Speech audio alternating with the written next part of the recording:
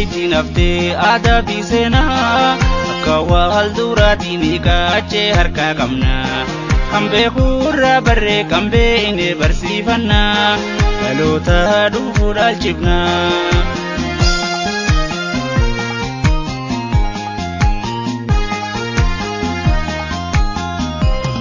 Abbootii fi hawwan umrii nu dura bultan aadaa baabilee ammoo marraa dhaqqabdan ifirraa hambisuudhaaf nu dabarsuu qabdan. Ragadaa shakkooyyee dhiichisaa fi illee daddaa isaa kurrubsuu wayituu fi yoo illee osoo nu dhaalchifne akka wajjin gallee wayi akka wajjin gallee.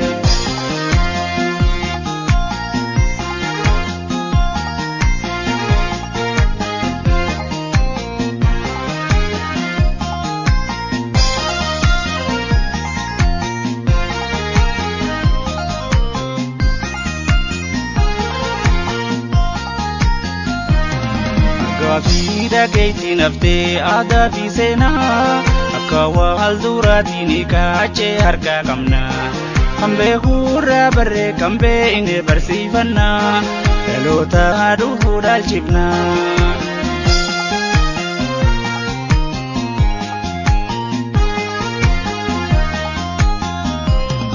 Abbootii fi hawwan umrii nu dura bultan aadaa baabilee ammoo marraa dhaqqabdan ifirraa hambisuudhaaf nu dabarsuu qabdan.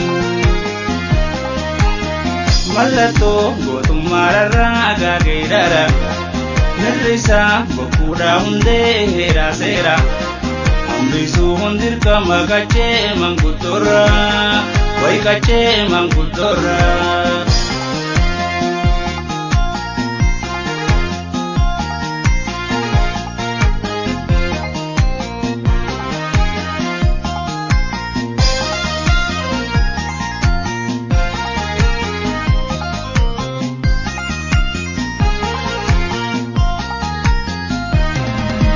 Fi dhageettiin haftee aadaa fi seenaa akka wal duraatiin hiikaachee harkaa qabna. Kan beekurraa barree kan beekne barsiifanna dhaloota dhufu dhaalchifna.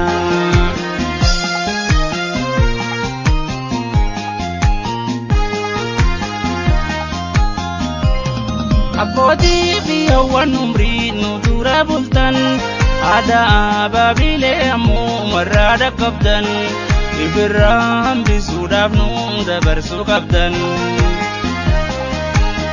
Daawwitii duraa duuba keenya mul'iftu haajiilee eenyummaa sabaa mirkansiisu aadaa waarii battee waaree haa nu galtu.